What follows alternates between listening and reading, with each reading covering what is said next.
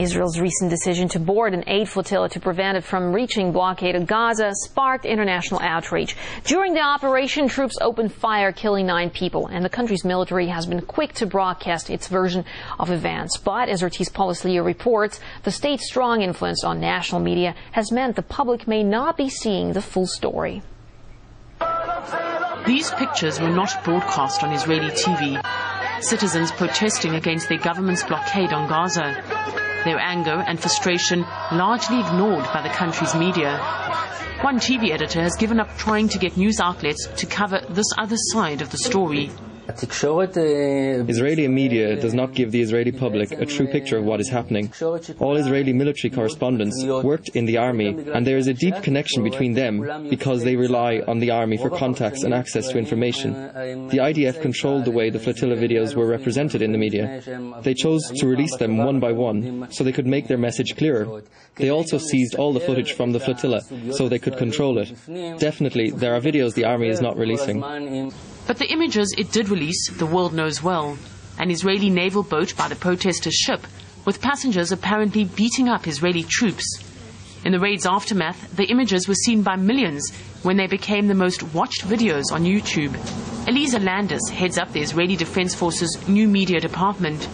She is in charge of the IDF's cyber presence.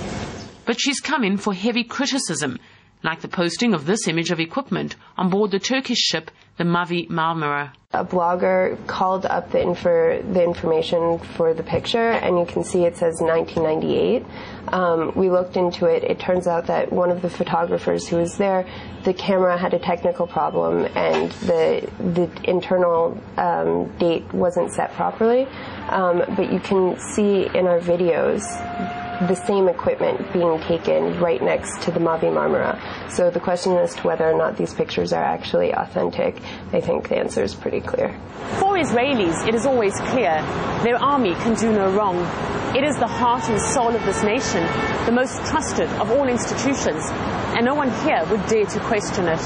But Professor Tamar Liebes says there's no way of properly understanding what happened on board the ship by simply looking at the released videos. Pre-perception very much dictates how you see what you see, and I must say it's very difficult to decipher, to understand the kind of mass of this sort of black and white, very unclear pictures on this boat. It's a really bad trap. It's a terrible trap.